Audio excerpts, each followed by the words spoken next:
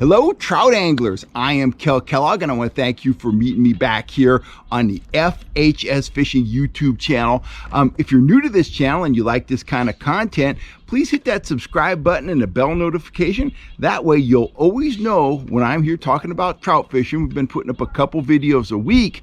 And if you are new and you're looking to learn the ropes of trout fishing, or maybe a veteran angler looking to sharpen your skills, I encourage you to do some searching on the channel. I have more than 2,000 trout fishing videos up here. There is a wealth of knowledge if you are looking to improve your trout fishing game. And we are going to talk trout fishing strategy today because fall is officially here. It's a little warm today here in the Sierra foothills, but Labor Day weekend has passed, and that means we are into the fall fishing season. We are already seeing great action up at Lake Elmanor, Eagle Lake, Jackson Meadows.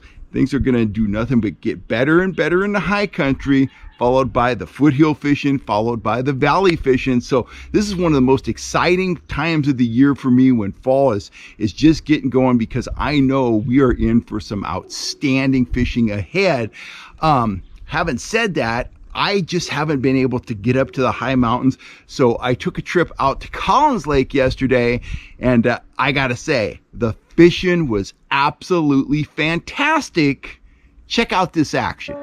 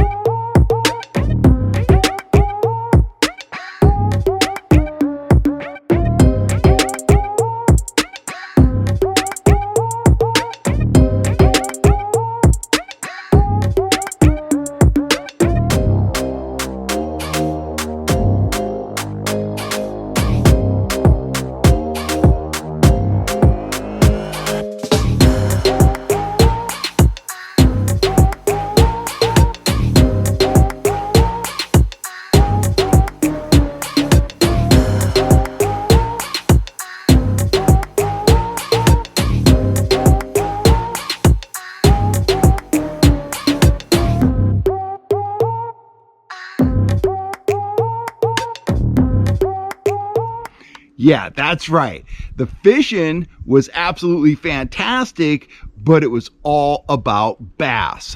Bass were exploding on the surface. I caught bass all the way down to 60 feet deep.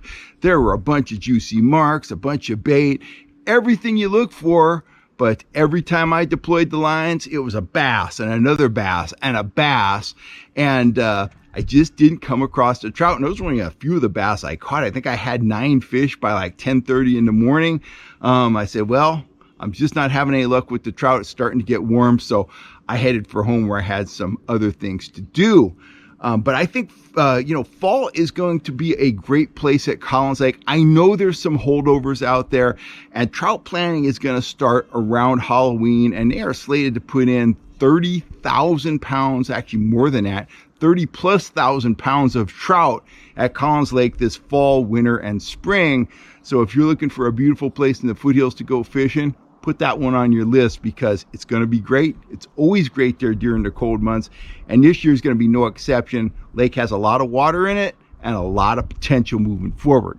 So let's talk about my 3 favorite fall presentations you should have close at hand when you go fall fishing, whether you're going up into the high Sierras or you're going down to the valley and fishing a place like Lake Comanche, or maybe in the foothills fishing a place like Collins Lake or Don Pedro Reservoir, wherever.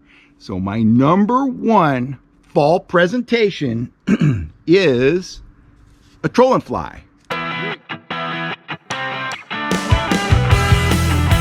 there, fish off. I can see the mark. Oh, fish off. Oh no, wait. There he is. Came back. Or another one got it. Oh yeah. Fish on, baby.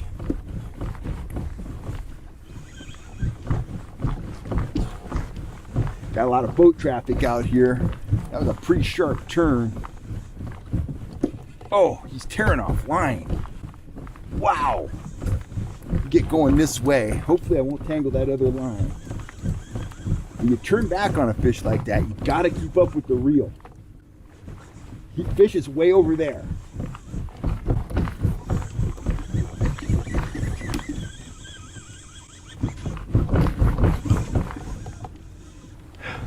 Okay, there we go. A little more conventional type of deal now. He's back behind me. Other line's out of the way. Well, that was exciting. There's a lot of fish along this shoreline, but there's a lot of traffic here too.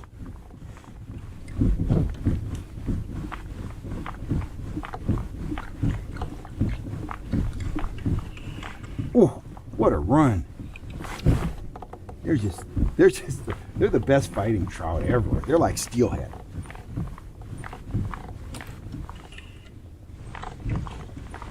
Unbelievable.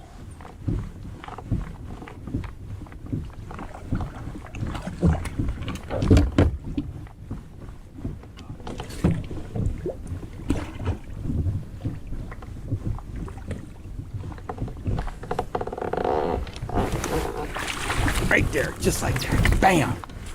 Whew. Look at that stud. Look at that awesome rainbow. Unbelievable. We'll get him revived and get him back in. What an incredible fish. That's what you come to Eagle Lake for. Rigged just like that there. Action disc, 8 to 10 pound test fluorocarbon leader. That is a metalhead trolling fly. I really like the metalhead line of flies because they were, originally I designed them for fast trolling. Here's a few of my metalheads right here. This is actually one of the boxes I take out on guide trips. I designed them for fast trolling, but what we found, while they work really well at high speeds, anywhere from 2.7 to 3.5 miles an hour, they also work at medium speeds and they work at low speeds. They have a nice, compact bait fish profile. Of course, they have the metal head, and that adds, a lot of the effectiveness to the fly. The vibration between that action disc and that metal head is exceptional. You get movement throughout the entire fly, and it has just proven to be a deadly, deadly presentation in the fall, in the winter, in the spring, for both wild trout and planet trout. Our top trout on that fly, the metalhead fly, 13 pounds. We've caught more fish over 8 pounds than I can remember on that fly. I like to have some versions in your whites, more bait fish stuff. White and red, white and blue, white and pink. White and pink is a all-time favorite of ours. But I also like to have a few bright patterns, either pink or bright orange. I don't have any pink ones in my box right now, as well as some dark patterns. The dark patterns, the black, black and green, black and red, those work really well during low light conditions, early and late in the day, and also anytime you have overcast. I remember one memorable day last spring or the spring before, but we were up there at Collins Lake and started out the day with overcast. The water was a little stained. Popped a couple really big trout, like 7-8 pounds on a black metalhead early. My folks went in for lunch. Right after lunch, the cloud cover had broken. It had gone briefly or had gone glassy briefly. And then after lunch, about 1 o'clock in the afternoon, we started getting a little breeze. So I took off the dark colored stuff. I switched to some Trout Trix worms in pink and white. I put on a white metalhead, and I put on a white woolly booger, long line that right under the surface. The next strike was from an 11.5 pound trout that engulfed a tiny little, I think it was a size 6 or 8 white woolly booger. And that brings me to the second part of my fly arsenal, which is in this box right here. There's still a few metalheads in here, but these are my smaller, more subtle flies. This is where I keep my woolly boogers. Now, if you look in a fly angler's, fly box, which these are the biggest fly boxes I've ever seen, by the way. But if you look in a fly angler's fly box, you're going to see woolly boogers in olive, black, and maybe some in brown. Earth tone colors. They're very effective. They're very popular. But what I have found is that while I do troll those, I troll a lot of woolly boogers in white like that. It is a killer bait fish imitation. And I'll run those at any depth, but a lot of times when the water's cool, I like to run them right under the surface. And this has been a winner for me all summer long, the bright pink. I think we're out of stock on some of these colors, but I am actually revamping my whole line. We are gonna have hot orange, we are gonna have bright red, and a bunch of other bright, bold color patterns, in addition to the tried and true earth tone stuff. The woolly booger is a more compact fly, a little bit subtler presentation than the full-blown metalhead. You know, it's like trigger spoons and trigger spoon juniors. One is bigger and bolder, the junior's a little bit subtler, a little lower speed offering. So I love the woolly booger. Those are two flies you should absolutely positively have in your arsenal for this fall, actually in your arsenal all year long. But year in, year out, my number one offering for big trout in the fall and in the spring is a trolling fly, bar none. I always have one in the water, and usually get big fish on them. So trolling flies are great. What about a numbers offering? And you've probably heard me talk about this before if you've been hanging around the channel for long. It's right here. This is a bait that I invented, I perfected, and not because it's my bait, not because I sell them. It is one of the most effective offerings I have ever pulled behind a trout boat or a kayak. It is the Trout Trix worm.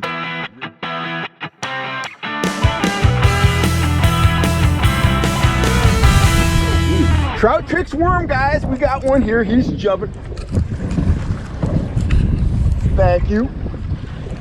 Got the customer on the wheel. Another one reeling in a fish. First fish we've had in a while on a Trout Trix. Ooh, that's a nice trout. He came in, he tapped it. I wiggled it a little bit, and he's on the hook. That's a nice fish. Oh.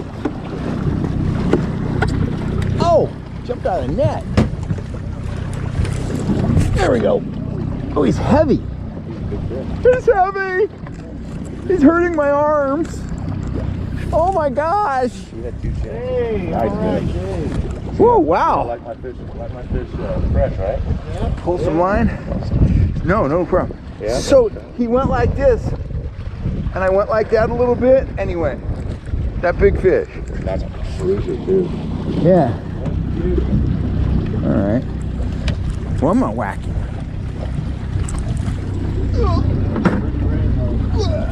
That's a bruiser. There we go. He wasn't getting off.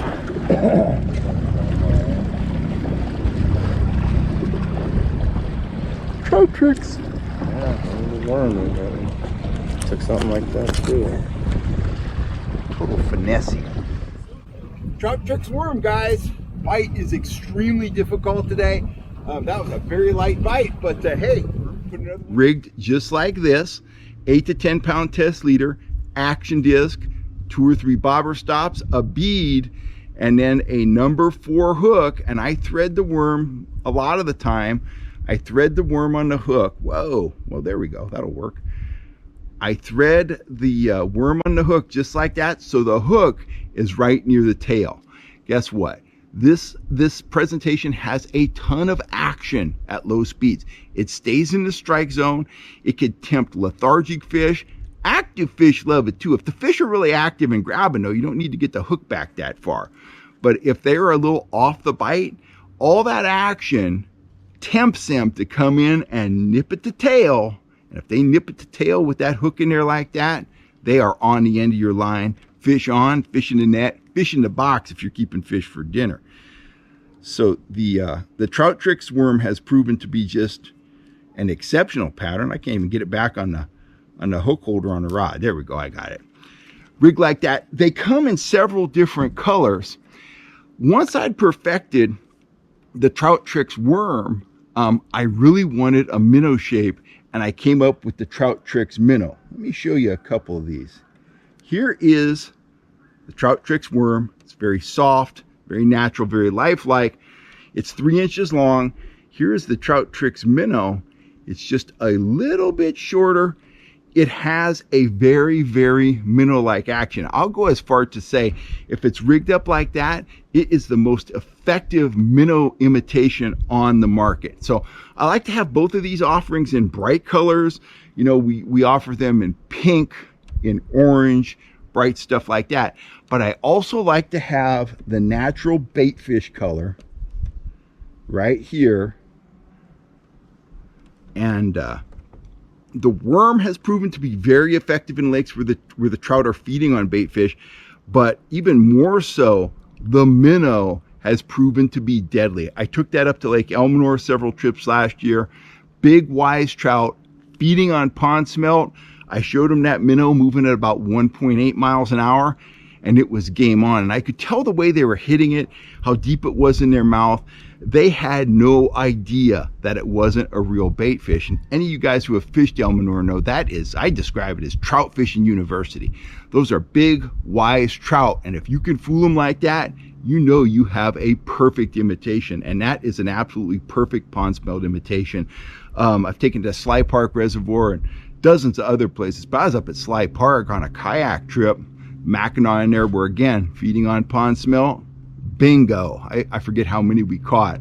All we needed to do is get that minnow down within 5 feet of the bottom. No flashers, no dodgers, just the minnow and the action disc, and it was fish on. Soft plastics are the new frontier of trout fishing. You need to get yourself a set of Trout Trix minnows, a set of Trout Trix worms, get them wet, get out on the water, and you will become a believer. Now, the third leg of the soft plastic stool is something that's been around for a long time.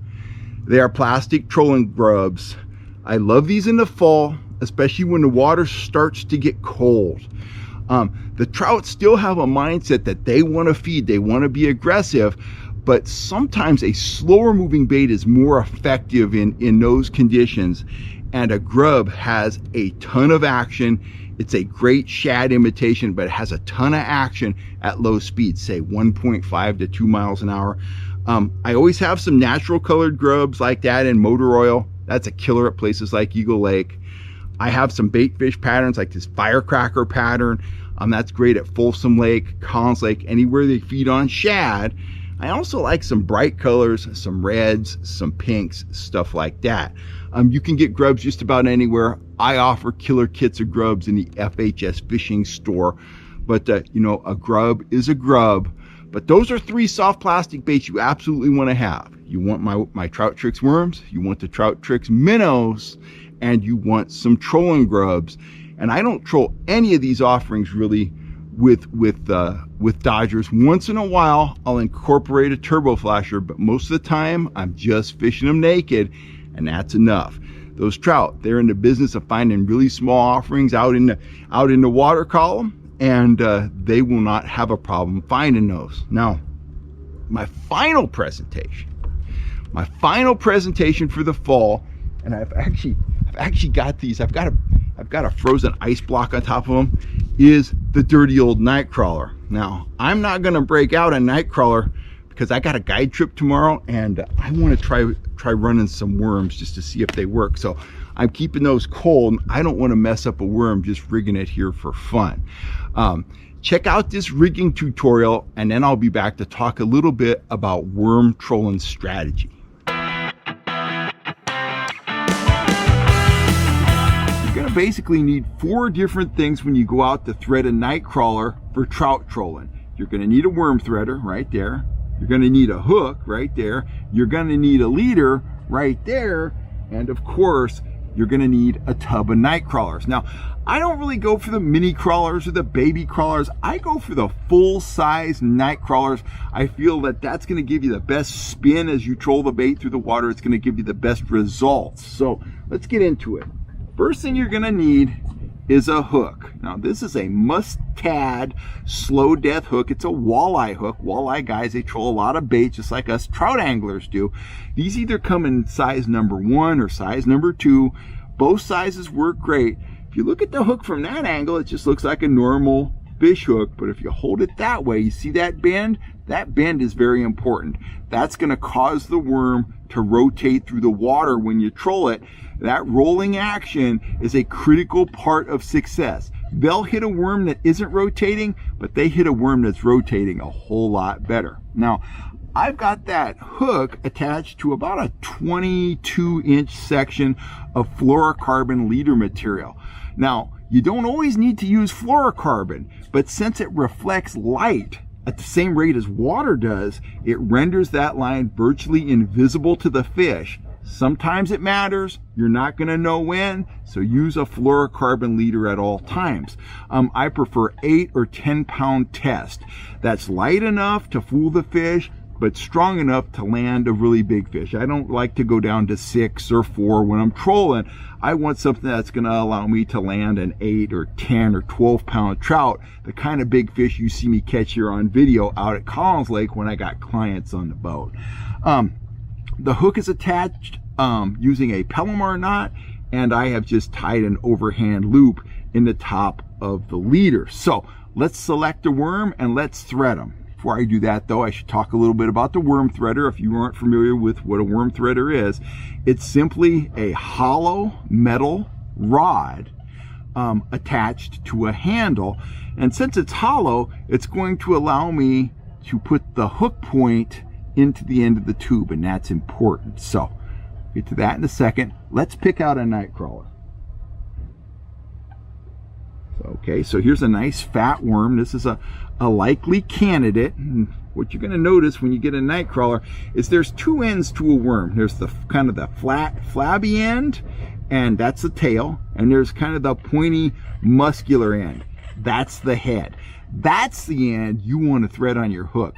The tail section, it's pretty flabby. It doesn't roll very well. So what I do is I take my worm and I get about 1.5 inches to a 2-inch section of the head end of the worm, and I'll just snap that off. I take the tail, I discard that, I throw that out there. That's an offering to the fishing gods. I take my worm threader and I insert it right in where that worm was broken off, right in there. And I just draw that worm all the way down the threader. Now, a mistake some guys make, or I feel it's a mistake, is they'll pop that threader out of the side of the worm, and what they're trying to achieve is they want to have a little piece of worm dangling behind the hook. I think that's a mistake. When you do that, you're encouraging the fish to come up and grab the end of the worm. You're going to get a lot of tugs, a lot of jerks that way that don't hook up. You're going to get a lot of short strikes. I want my hook right at the very end of the worm. So I thread them like that. I go into at the broken end and I take it right out through the tip of the head. Now, once you got the worm on the threader, go ahead, take your hook like that, insert the hook into the end of the tube, got it in there, and then put some tension on the line. You can see I'm pulling that pretty tight. You need some tension. What you're going to do next is you're going to take that worm and you're going to slide him right up off of the tube and onto the hook, and you're going to draw him right up just like that. You're going to remove the tube. You can set that down. Yes, I lose them sometimes. They're scattered all over Northern California because I've lost dozens of them in my day. But anyway, that is a properly rigged Nightcrawler. That is gonna rotate through the water. You want to be trolling these anywhere from 1.5 to about 2.2 miles an hour most of the time. My favorite speed for worm trolling is 1.8. Now, okay, worms are a super effective presentation when you rig it like I showed on the slow death hook. Now, if you're at a tough to fish lake like Lake Elsinore, very often I will troll the worm naked with no dodgers, no flashers, no added anything. But most places, I do find that you benefit from running your worm anywhere from 16 to 24 inches behind some sort of an attractor. Sure, the worm is rotating. They will hit them if they aren't rotating, but they hit them better if they are rotating. But your worm is rotating, but it still helps to have a little something there to draw the fish into the spread. Then they start interacting with that worm. Maybe they hit it a couple times, they get a taste of it, and you know, it's fish on because it's real meat. My number one attractor to run a worm behind is a turbo flasher. This is another proprietary product of mine. It is a flasher that puts out a ton of vibration and flash, but it has very low drag. Can't get these anywhere else, but for me, I love the effectiveness of flashers. I hate the drag of flashers, and that's why I came up with the turbo flasher concept, and I've steadily, refined it. Now we offer it with the chrome rudder, and it is a very deadly package. So I love to run worms behind those, and sometimes I'll run my Trout Trix, line of baits behind those as well. The other things that have proven to be really deadly when paired with a worm are the mini willow leaf dodgers, 1.8 with a worm behind that. Money. Biggest trout I ever got on that was about 12 pounds, big 12-pound rainbow, on the reggae colored blade with a Nightcrawler behind it, a dirty old worm. And these blades are very effective for trolling worms too. The Sierra Sidewinder and the Diamondback. The Diamondback has a little subtler action, more of a twisting action rather than a kicking action. And the Sidewinder has a traditional Dodger kicking action to it. So those are my top 3 baits for fall fishing. Number 1, trolling flies. Number 2, soft plastics. Number 3, night crawlers. And if given a choice, I'm going to be pulling these offerings on lead core line. I'm going to be pulling them on a hybrid lead core outfit, or I'm going to be top lining them with just a small sinker added, just enough to get them under the chop. My typical fall spread, if I'm on a guide trip and I'm running 4 rods, okay, starboard side, lead core rod, 5 feet deep. Right out the back, lead core rod, 10 feet deep. Port side, lead core rod, 15 feet deep. Out the middle and way back at 200 feet, either a fly or a Trout Trix paired with a small sinker on a top line, elevated tip, 200 feet back, probably only 2 to 3 feet under the surface of the water. Lots of times that top rod isn't the most effective rod in terms of catching fish, but a lot of times it catches the biggest fish of the day. Like the time I got that young man the 11.5-pound rainbow on the tiny white woolly booger.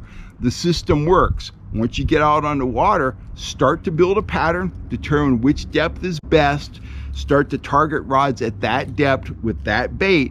When it's time to make changes, let's say you're getting hit on an orange Trout Trix worm, but you think you can do better, try an orange minnow, try a pink worm. Subtle changes in both color and depth also often lead to big changes in your success rate. Changing, your offering doesn't mean big global changes. Small, subtle changes can really help you dial in the bite, and it can take a fair bite to a very, very good bite. That's what I'm pulling this fall. If you are looking for gear, or if you're looking to jump on the FHS pontoon boat, get up to FHSfishing.com. You'll find everything you need. We'll ship the stuff out lickety split. You'll have it before you know it, and you'll be out on the water yelling fish on. Lead core rods are also available, and we are going to have some lead core reels rigged up real soon. I think we're sold out of those. We might have a couple left. I don't know. I just work here. Give me a break. Anyway, thanks for joining me on YouTube. Check out the rest of the channel, and I'll catch you next time right here on the World Wide Web. Thanks a lot, guys. I'm Kel Kellogg.